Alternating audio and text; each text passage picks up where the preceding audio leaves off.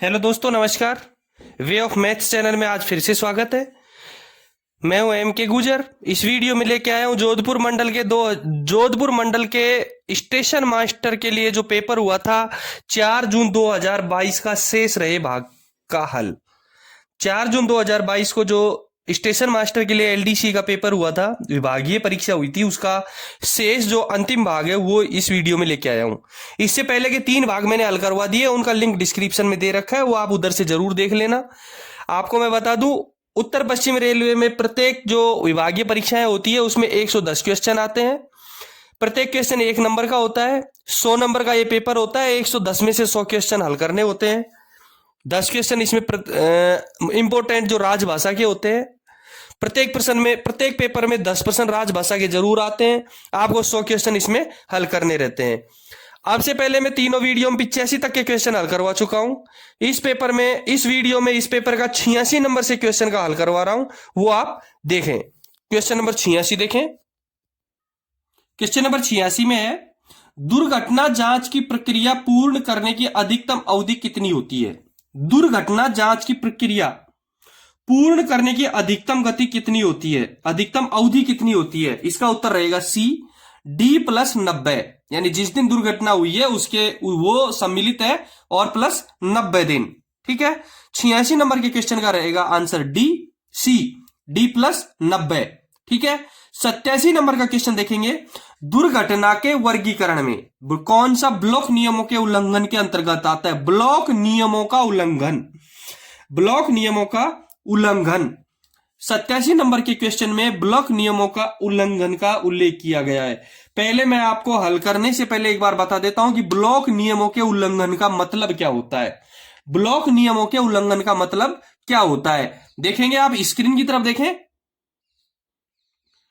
साफ लिखा हुआ है कि जब कोई गाड़ी ब्लॉक सेक्शन में बिना या गलत प्रस्थान आदेश के प्रवेश कर जाती है, जब कोई गाड़ी ब्लॉक सेक्शन में बिना या गलत प्रस्थान आदेश के प्रवेश कर जाती है या अवरुद्ध लाइन पर ली जाती है जो कि निवारित टक्कर के अंतर्गत नहीं आती है, या अवरुद्ध लाइन पर ली जाती है जो कि निवारित टक्कर के अंतर्गत नहीं आती है, या किसी स्टेशन पर गलत लाइन पर या किसी कैच या स्लिप साइडिंग या डेड एंड में प्रवेश कर जाती है, तो इसे ब्लॉक नियमों का उल्लंघन माना जाता है।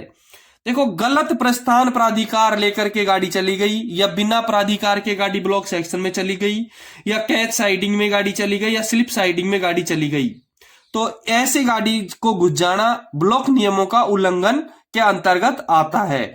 और इसको दुर्घटना के वर्गीकरण में कौन सा माना गया है वो देखें। उसको दुर्घटना के वर्गीकरण में जी में सम्मिलित किया गया है। 87 नंबर में आंसर रहेगा जी, बी आंसर इसका सही रहेगा। दुर्घटना के वर्गीकरण में ब्लॉक नियमों के अंदर आपको समझा दिया ब्लॉक नियमों का उल्लंघन क्या होता है, और उसका जो दुर्घटना के वर्गीकरण में इसको जी में सम्मिलित किया गया है। ठीक है। 87वें क्वेश्चन का आंसर रहेगा बी। 88 नंबर का क्वेश्चन देखेंगे, निम्नलिखित में किस राज्य में ऊपरे की लाइन नहीं है? उत्तर पश्चिम रेलवे। निम्न में 4 राज्य दिए गए हैं, पंजाब, हरियाणा, गुजरात, मध्य प्रदेश। आपको इसमें यह बताना है कि उत्तर पश्चिम रेलवे किस राज्य में नहीं है। मैं आपको बता दूं, पंजाब में भटिंडा उत्तर पश्चिम रेलवे में है। हरियाणा में भी आपका रेवाड़ी से इधर के स्टेशन है, झाड़ली वगैरह जो स्टेशन है वो आपके हरियाणा डिस्ट्रिक्ट के हैं। गुजरात के स्टेशन भी इसमें आते हैं उत्तर पश्चिम रेलवे में। आबू रोड है, उसके परली साइड जो स्टेशन है सारे वो गुजरात के स्टेशन है, वो आते हैं इसमें। और मध्य प्रदेश, आपके मध्य प्रदेश स्टेट के किसी भी स्टेशन उत्तर पश्चिम रेलवे के अंतर्गत नहीं आते हैं। इसलिए 88 नंबर का जो प्रश्न है उसका आंसर रहेगा डी। 88 नंबर का जो प्रश्न है उसका आंसर रहेगा डी, मध्य प्रदेश। ठीक है। 89 नंबर का क्वेश्चन देखेंगे, उत्तर पश्चिमी रेलवे में कौन सा रेलवे स्टेशन नहीं है? उत्तर पश्चिम रेलवे में कौन सा रेलवे स्टेशन नहीं है? ए में आपका रेवाड़ी है, बी में भिवानी है, सी में डूंगरपुर है, और डी में चंदेरिया है। आपको एक बार ऐसा लगेगा, यदि आपने उदयपुर की तरफ यात्रा की है तो आपको इस तरीके से लगेगा कि ये सारे स्टेशन हमारे उत्तर पश्चिम रेलवे के हैं। लेकिन मैं आपको बता दूं, देखो 88 नंबर के क्वेश्चन में जो मध्य प्रदेश है, मध्य प्रदेश का अधिकांश भाग एनसीआर में आता है, नॉर्थ सेंट्रल रेलवे में। 79 नंबर में जो ए में रेवाड़ी दे रखा है, वो रेवाड़ी जयपुर मंडल का एक स्टेशन है, हरियाणा स्टेट में आता है। रेवाड़ी जयपुर डिवीजन का है, हरियाणा में आता है, ठीक है। उत्तर पश्चिम रेलवे में है। भिवानी बीकानेर डिवीजन का स्टेशन है, भिवानी बीकानेर डिवीजन का स्टेशन है जो हरियाणा का है। डूंगरपुर राजस्थान का ही है और अजमेर मंडल का स्टेशन है। डूंगरपुर राजस्थान का है, अजमेर मंडल का है। रेवाड़ी जयपुर मंडल का, भिवानी बीकानेर मंडल का, डूंगरपुर अजमेर मंडल का। और चंदेरिया हमारे एनडब्ल्यूआर का स्टेशन नहीं है, चंदेरिया एनडब्ल्यूआर का स्टेशन नहीं है, इसलिए 89 नंबर के प्रश्न का उत्तर रहेगा डी, चंदेरिया, ठीक है। 90 नंबर का क्वेश्चन देखेंगे। मैं आपको एक चीज क्लियर करवा दूं, इससे पहले विभागीय परीक्षाओं के बहुत सारे पेपर मेरे द्वारा हल करवाए, सबका लिंक डिस्क्रिप्शन में दे रखा है, वहां से आप जरूर देखना न भूलें। विभागीय परीक्षा और गणित की परीक्षाओं के लिए मेरा एक दूसरा चैनल है, उसका लिंक भी मैंने डिस्क्रिप्शन में दे रखा है, उसको भी आप सब्सक्राइब कर लें। यदि आपने इस चैनल को सब्सक्राइब अभी तक नहीं किया है तो जरूर सब्सक्राइब कर लें। 90 नंबर के क्वेश्चन में दे रखा है IBS intermediate signalling. IBS intermediate signalling किस श्रेणी का स्टेशन है? देखो ये स्टेशन है आईबीएस, ये है आपका सी क्लास स्टेशन, इसका आंसर रहेगा आपका सी, ये सी क्लास स्टेशन है। अब हमको जब पढ़ते हैं, किताब को उठा करके देखते हैं तो हमको दो चीजें मिलती हैं, एक आईबीपी, एक तो आईबीपी और एक आईबीएस, दोनों मिलते हैं, इंटरमीडिएट ब्लॉक पोस्ट और इंटरमीडिएट ब्लॉक सिग्नलिंग, ठीक है। अब आईबीएस का मतलब होता है मध्यवर्ती ब्लॉक सिग्नलिंग। देखो आईबीएस एक सिग्नलिंग व्यवस्था है और आईबीपी एक पोस्ट है जहां इस सिग्नल को लगाया जाता है। पहले मैं बता देता हूं मध्यवर्ती ब्लॉक पोस्ट के बारे में, आईबीपी के बारे में बता देता हूं कि आईबीपी का अभिप्राय डबल लाइन के उस सी क्लास स्टेशन से है जिसका नियंत्रण पिछले ब्लॉक स्टेशन से होता है। IBS, IBP intermediate block post, intermediate block post, मध्यवर्ती ब्लॉक पोस्ट, इसका अभिप्राय डबल लाइन के उस सी क्लास स्टेशन से है जिसका नियंत्रण पिछले ब्लॉक स्टेशन से होता है। और आईबीएस मैं बता देता हूं आपको, IBS intermediate block signalling, intermediate block signalling, intermediate block signalling double line पर यह एक ऐसी सिग्नलिंग व्यवस्था है जिसमें एक लंबे ब्लॉक सेक्शन को मध्यवर्ती ब्लॉक पोस्ट लगाकर, यानी आईबीपी लगाकर दो भागों में विभाजित किया जाता है, ठीक है। तो आईबीएस आपका क्लियर हो गया, ये एक सी क्लास स्टेशन होता है। 91 नंबर के क्वेश्चन में लिख रखा है कि इनमें से कौन सा अन्य तीन से भिन्न है। देखो अन्य तीन से भिन्न है, बासनी दे रखा है ए नंबर में, ये बासनी मेरे को कहीं मिला नहीं है भैया, स्टेशन पता नहीं कहां का स्टेशन है। झाड़ली दे रखा है, झाड़ली उत्तर पश्चिमी रेलवे का स्टेशन है जो बीकानेर डिवीजन का है। सुधराना उत्तर पश्चिम रेलवे का स्टेशन है जो बीकानेर डिवीजन का है। भीलड़ी जोधपुर डिवीजन का स्टेशन है। वैसे इसमें डी क्वेश्चन सही रहेगा क्योंकि भीलड़ी जोधपुर डिवीजन का है। बासनी का मेरे को समझ में नहीं आया स्टेशन कहां है, ये आप अपने WTT में जरूर देख लें एक बार। 91 नंबर के क्वेश्चन में आपका डी सही रहेगा, भीलड़ी जोधपुर। 92 नंबर के क्वेश्चन में है कि पुनरीक्षण याचिका के लिए अनुमत सीमा क्या है। पुनरीक्षण याचिका के लिए अनुमत सीमा क्या है, इसका उत्तर रहेगा 45 दिन। पुनरीक्षण याचना के लिए जो अनुमत सीमा है वो है 45 दिन की, इसलिए 92 नंबर का क्वेश्चन का उत्तर रहेगा ए, 45 दिन। 93 नंबर के क्वेश्चन में लिख रखा है कि किस वर्ष भारत में पहली बार अलग से रेल बजट प्रस्तुत किया गया था। देखो मैं आपको एक चीज क्लियर करवा दूं कि वर्तमान में भारत का रेल बजट अलग से प्रस्तुत नहीं किया जाता है। भारत का रेल बजट अलग से प्रस्तुत नहीं किया जाता है वर्तमान में। जो दूसरा बजट होता है भारत देश का, हमारा जो अलग से बजट है वो बजट के साथ ही इसका बजट पेश होता है, सम्मिलित कर दिया गया है। आम बजट के साथ ही इसका विलय हो गया है। वर्तमान में मोदी सरकार 2017 में इसको आम बजट के साथ विलय कर दिया वापस। मैं आपको बता दूं कि 1924 में अलग से रेल बजट का प्रचलन चालू हुआ था भारत में। 1924 से अलग से रेल बजट का प्रचलन चालू हुआ था और जो प्रथम रेल बजट था वो 1925 में प्रस्तुत किया गया था। जॉन मथाई उस समय रेल मंत्री थे। भारत में अलग से प्रथम रेल बजट 1924 में इसका चलन हुआ और 1925 में रेल मंत्री जॉन मथाई के द्वारा इसको प्रस्तुत किया गया। और वास्तव में रेलवे को एक अलग इकाई के तौर पर आंकने की वजह यह थी कि सरकार के राजस्व का बड़ा हिस्सा और सकल घरेलू उत्पाद रेलवे द्वारा की गई कमाई पर निर्भर रहता था। उस समय रेलवे से प्राप्त आय अनुपातिक रूप से बहुत अधिक थी, इसलिए इसको अलग से रेल बजट प्रस्तुत किया गया। 1924 में इसका जो पारित किया गया, चलन शुरू किया। 1925 में जॉन मथाई ने रेल बजट पर अलग से प्रस्तुत किया। लेकिन इसे 92 साल पुरानी, देखो 92 साल तक, मैं आपको बता दूं कि जो रेल बजट था वो 92 साल तक अलग से प्रस्तुत किया गया। लेकिन 92 साल की जो पुरानी परंपरा को तोड़ते हुए वर्ष 2017 में इसका आम बजट में विलय कर दिया गया।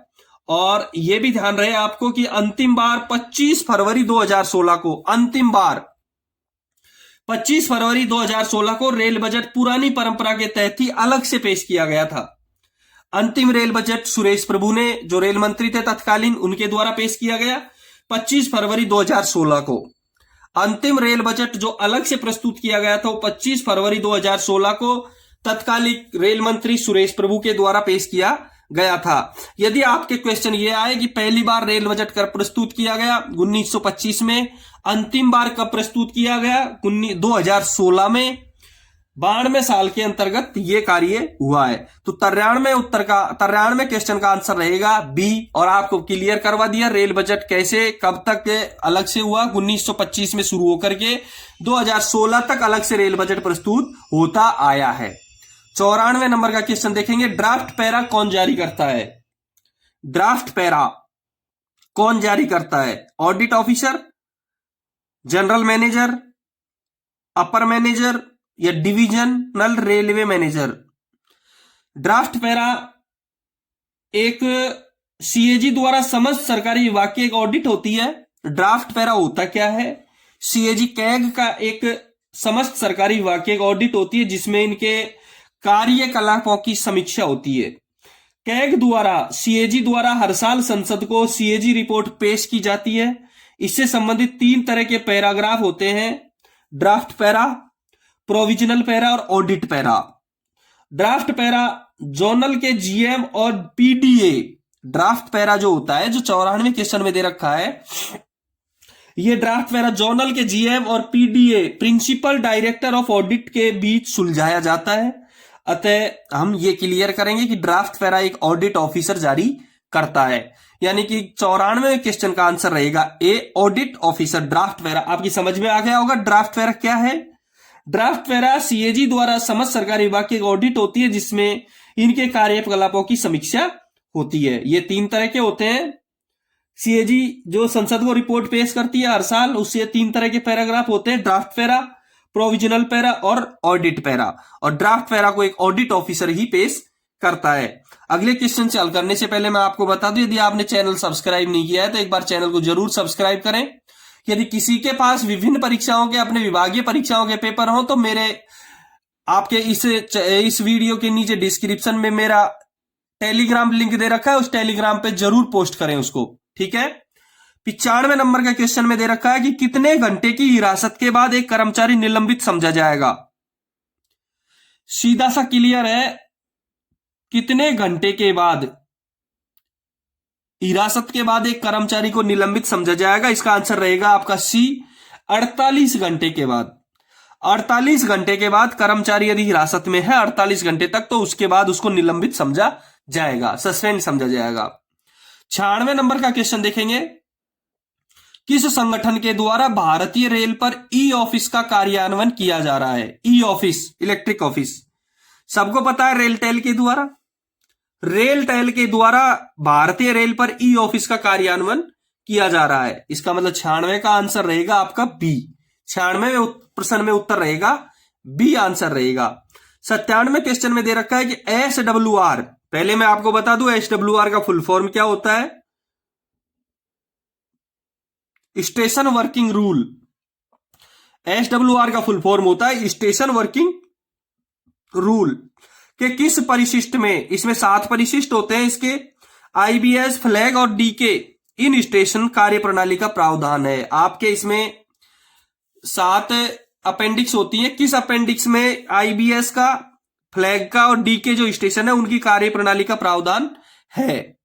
देखो पहले में दे रखा है अपेंडिक्स सी, मैं आपको क्लियर करवा दूं कि अपेंडिक्स सी में क्या रहता है। अपेंडिक्स सी में एंटी कोलिजन डिवाइस यानी कि रक्षा कवच, अपेंडिक्स सी में केवल एंटी कोलिजन डिवाइस का वर्णन है, रक्षा कवच का। बी में दे रखा है अपेंडिक्स ए, अपेंडिक्स ए में working of level crossing gate, जो लेवल क्रॉसिंग LC गेटों की जो वर्किंग है उसका वर्णन होता है, वो है अपेंडिक्स ए। सी में दे रखा है अपेंडिक्स एफ, एफ में rule for working DK station, halt, IBS, IBH, outlying siding. Appendix F में DK station, halt station, IBS और आउटलेइंग साइडिंगों का वर्णन है। इसका मतलब 97वें क्वेश्चन का आंसर रहेगा आपका सी, अपेंडिक्स एफ। डी में दे रखा है अपेंडिक्स जी, बता दूं अपेंडिक्स जी में क्या रहेगा, rules for working of trains in electrify section. Electrify section में गाड़ियों को चलाने की जो नियम है उनका वर्णन रहेगा अपेंडिक्स जी में। आपका क्लियर हो गया। अपेंडिक्स सी में एंटी कोलिजन डिवाइस का, अपेंडिक्स ए में LC गेट का, अपेंडिक्स एफ में DK station, halt, IBS outline siding का, अपेंडिक्स जी में इलेक्ट्रीफाई सेक्शन का वर्णन होता है। 97वें क्वेश्चन क्लियर हो गया आपका। 98वें क्वेश्चन देखेंगे, वैगन एक्सचेंज बुक की परफॉर्मा बुक नंबर क्या है। वैगन एक्सचेंज बुक, मैं बता दूं वैगन एक्सचेंज बुक 2 प्रकार की होती है, लोकल वैगन एक्सचेंज बुक और through wagon exchange book. Wagon exchange book 2 प्रकार की होती है, लोकल वैगन एक्सचेंज बुक और थ्रू वैगन एक्सचेंज बुक। इस रजिस्टर को PU रजिस्टर भी कहते हैं। जो वैगन एक्सचेंज बुक का जो रजिस्टर होता है उसको हम PU रजिस्टर भी कहते हैं, ठीक है। और इसका नंबर होता है T51B। 98वें नंबर का उत्तर रहेगा बी, T51B, ठीक है। 98वें नंबर के क्वेश्चन का आंसर रहेगा बी। 99वें नंबर का क्वेश्चन देखेंगे। अभी तक ये चैनल को सब्सक्राइब नहीं किया है तो एक बार चैनल को सब्सक्राइब जरूर करें, वीडियो को लाइक और शेयर करना न भूलें। G&SR नियम संख्या 5.19 किससे संबंधित है। G&SR का नियम संख्या 5.19 किससे संबंधित है। देखो मैं क्लियर करवा देता हूं, सारे जो दे रखे, लोड की सुरक्षा, चलने वाली लाइनों की बाधा और शंटिंग के लिए जिम्मेदारी और अंक के उलट, सबके लिए आपको बता देता हूं कि लोड की सुरक्षा का उल्लेख G&SR के 5.23 में किया गया है। जो ए में दे रखा है लोड की सुरक्षा, लोड की सुरक्षा जो ए में दे रखी है उसका उल्लेख हमारे G&SR के 5.23 में किया गया है। बी में जो दे रखी है चलने वाली लाइनों की बाधा, इसको हम यूं भी कह सकते हैं कि परिचालित लाइन पर अवरोध, चलने वाली लाइनों की बाधा या परिचालित लाइनों पर अवरोध, इसका उल्लेख संविधान के G&SR के 5.19 में दिया है। यानी कि 99वें क्वेश्चन का आंसर रहेगा बी। तीसरे नंबर में सी में दे रखा है शंटिंग के लिए जिम्मेदारी, और शंटिंग के लिए जिम्मेदारी का उल्लेख दिया गया 5.14 में। शंटिंग के लिए जिम्मेदारी का उल्लेख है 5.14 में। वापस क्लियर करवा दूं, परिचालित लाइन पर अवरोध का उल्लेख है G&SR के 5.19 में, लोड की सुरक्षा का उल्लेख है G&SR के 5.23 में, शंटिंग के लिए जिम्मेदारी का उल्लेख है G&SR के 5.14 में, ठीक है। 99वें नंबर का क्वेश्चन आपका क्लियर हो गया। 100 नंबर का क्वेश्चन देखेंगे, मानक फार्म संख्या 04 का तात्पर्य क्या है, यानी SF4 का तात्पर्य क्या है। मैं वापस आपको सारा ही क्लियर करवा देता हूं। डिम्ड सस्पेंशन दे रखा है, डिम्ड सस्पेंशन SF2 में दे रखा है, निलंबन का निरस्त दे रखा है SF4 में, यानी 100 नंबर के क्वेश्चन का आंसर रहेगा बी, निलंबन का निरस्त। SF2 में दे रखा है डिम्ड सस्पेंशन, SF4 में दे रखा है निलंबन का निरस्त। और दंड लगाना SF5 और SF11 दी जाती है। दंड लगाना में दंड आरोपण का मतलब होता है, दंड लगाना SF5 में दीर्घ दंडारोपण है और SF11 में लघु दंडारोपण है। इसलिए 100 नंबर के क्वेश्चन का आंसर रहेगा बी, निलंबन का निरस्त। ठीक है। डिम्ड सस्पेंशन SF2, निलंबन का निरस्त SF4, दंड लगाना SF5 एंड SF11। SF5 में दीर्घ दंडारोपण और SF11 में लघु दंडारोपण। ठीक है। 100 तक क्वेश्चन क्लियर हो गए। 101 नंबर का क्वेश्चन देखेंगे। यदि आपको वीडियो अच्छा लगे तो शेयर और लाइक करना। पिछले वीडियो का लिंक मैंने सारे डिस्क्रिप्शन में दे रखा है, उधर से आप जरूर देखना न भूलें। विभागीय परीक्षाओं में इन्हीं प्रश्नों को तोड़ मरोड़ करके एक दूसरे के ऊपर थोपा जाता है और इनके उत्तर यही है, यही सेम प्रश्न पहले की प्रश्नावली, पहले की परीक्षाओं में आए हुए हैं और आगे की परीक्षाओं में भी इसी प्रकार के क्वेश्चन आते रहते हैं। 101 नंबर का क्वेश्चन देखेंगे। 101 नंबर के क्वेश्चन में दे रखा है, बिजली की आपूर्ति कितने समय तक नहीं होने पर OHE उपकरण में विफलता माना जाएगा। पहले प्रश्न हल करवाने से पहले बता दूं, OHE की फुल फॉर्म क्या होती है? Overhead equipment. OHE की फुल फॉर्म होती है ओवरहेड इक्विपमेंट। ओवरहेड इक्विपमेंट को कब फेल माना जाएगा? इसका आंसर रहेगा ए, 3 मिनट से अधिक तक यदि उसमें विद्युत की आपूर्ति नहीं है। OHE में 3 मिनट से अधिक विद्युत आपूर्ति नहीं है तो हम उसको फेल माने जाएंगे, OHE को उपकरण को फेल माना जाएगा। 102 नंबर का क्वेश्चन देखेंगे। मानक फार्म संख्या 7 का तात्पर्य क्या है? SF7 का तात्पर्य क्या है? इस प्रकार के इस पेपर में 3 क्वेश्चन आ गए। यदि हमको मानक फार्म के 1 से लेकर के 10 तक याद हैं तो आपको ये 3 क्वेश्चन आपके सही हो सकते थे। ठीक है। 92 नंबर 102 नंबर का क्वेश्चन, पिछले 92 नंबर का क्वेश्चन भी इसी प्रकार का था। 102 नंबर का क्वेश्चन देखेंगे। मानक फार्म संख्या 7 का तात्पर्य क्या है? देखो, दंड का अधिरोपण मैंने अभी क्लियर करवाया था कि दंड का अधिरोपण SF11 से और SF5 से दिया जाता है। SF5 का मतलब है दीर्घ दंडारोपण और SF11 का लघु दंडारोपण। बी में पर्यवेक्षक का नामांकन ये होगा SF8 में। SF8 में पर्यवेक्षक का नामांकन है, यानी उपस्थापना अधिकारी की नियुक्ति का आदेश। ठीक है। जांच अधिकारी का नामांकन SF7 से किया जाता है। SF7 का मतलब होगा जांच अधिकारी का नामांकन। 102 नंबर के क्वेश्चन का आंसर रहेगा सी। 102 नंबर के क्वेश्चन में सी सही है। 103 नंबर का क्वेश्चन देखेंगे कि केवल एक ही गाड़ी पद्धति किसके द्वारा स्वीकृत की जाती है? One train system.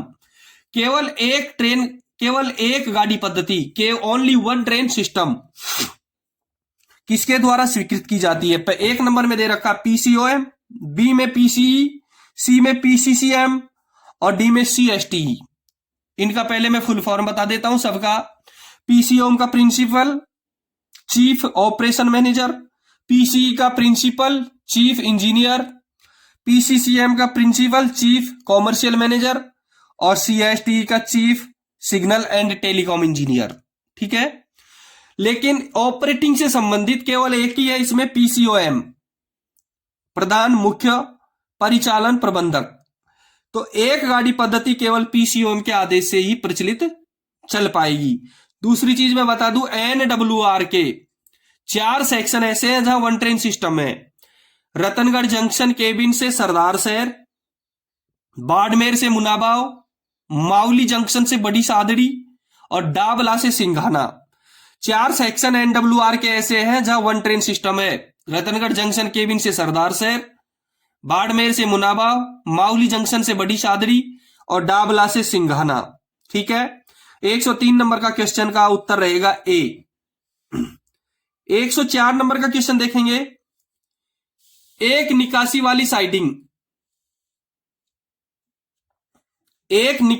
साइडिंग से दुर्घटना चिकित्सा राहत वाहन यानी ARME, accidental relief medical equipment, दुर्घटना चिकित्सा राहत वाहन कितने समय में प्रस्थान करना चाहिए?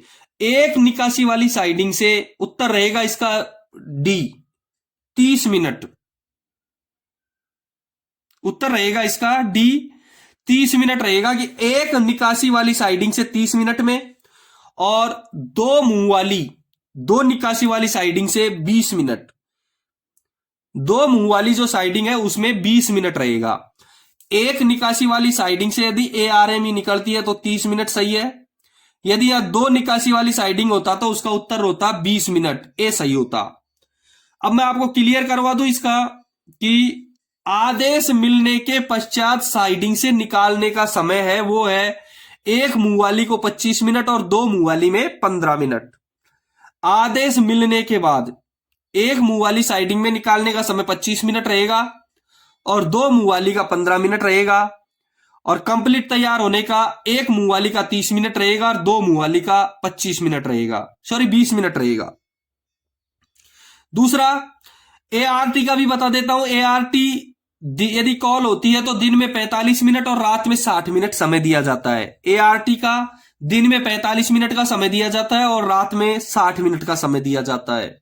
ART के दिन रात का अंतर है तो ARME का एक मुंह वाली साइडिंग और 2 मुंह वाली साइडिंग का अंतर है, ठीक है। इसलिए 104 का उत्तर रहेगा डी। 105 नंबर का क्वेश्चन देखेंगे। स्पेशल श्रेणी का संपार फाटक कब माना जाता है? स्पेशल श्रेणी SPL श्रेणी का संपार फाटक कब माना जाता है? जब उसका TVU का मतलब है ट्रैफिक व्हीकल यूनिट, TVU का मतलब है ट्रैफिक व्हीकल यूनिट और इसका आंसर रहेगा बी, 50,000 से अधिक हो। स्पेशल श्रेणी का संपार फाटक जब माना जाएगा जब उसका TVU 50,000 से अधिक हो, यानी कि 105 नंबर के क्वेश्चन का आंसर रहेगा बी, 50,000 से अधिक होगा, ठीक है। 106 नंबर का क्वेश्चन देखेंगे। सिग्नल ओवरलैप कितने मीटर मानी जाती है? सिग्नल ओवरलैप कितना मीटर माना जाता है? उत्तर रहेगा इसका बी, 180 मीटर का। सिग्नल ओवरलैप 120 मीटर का, ए आंसर रहेगा इसका। 106 नंबर का MACL दे रखा है। MACL का मतलब क्या होता है? Multi aspect colour light signal. MACL का फुल फॉर्म रहेगी multi aspect colour light signal. Multi aspect colour light signal में सिग्नल ओवरलैप 120 मीटर का होता है। इस प्रकार के क्वेश्चन बहुत आते हैं, मैं दूसरा क्लियर करवा दूं आपको। 120 मीटर का सिग्नल ओवरलैप तो 180 मीटर का ब्लॉक ओवरलैप। सिग्नल ओवरलैप और ब्लॉक ओवरलैप में अंतर क्या है? सिग्नल झुकाने के लिए पर्याप्त दूरी को सिग्नल ओवरलैप कहते हैं और उसकी multi aspect colour light signal में 120 मीटर दूरी होती है। सिग्नल झुकाने के लिए पर्याप्त दूरी को colour light multi aspect colour light signal में पर्याप्त दूरी कहते हैं और उसकी दूरी होती है 120 मीटर। सिग्नल ओवरलैप, ए सही है। ब्लॉक ओवरलैप लाइन क्लियर देने के लिए जो पर्याप्त दूरी है उसको कहेंगे ब्लॉक ओवरलैप। लाइन क्लियर देने के लिए जो पर्याप्त दूरी है उसको कहेंगे ब्लॉक ओवरलैप और उसकी दूरी मल्टी एस्पेक्ट सिग्नल व्यवस्था में 180 मीटर रहेगी, ठीक है। सिग्नल ओवरलैप और block overlap. Signal overlap 120 metre का, सिग्नल झुकाने के लिए पर्याप्त दूरी। ब्लॉक ओवरलैप 180 मीटर का, लाइन क्लियर देने के लिए पर्याप्त दूरी, multi aspect colour light signal में, ठीक है। क्लियर है 106 नंबर का क्वेश्चन। 107 नंबर का क्वेश्चन देखेंगे। बड़ी लाइन पर कार्यस्थल से सतर्कता बोर्ड की दूरी कितनी होगी? बड़ी लाइन यानी ब्रॉड गेज में कार्यस्थल से सतर्कता बोर्ड की दूरी कितनी होगी? ठीक है, इसको मैं क्लियर करवा दूं आपको।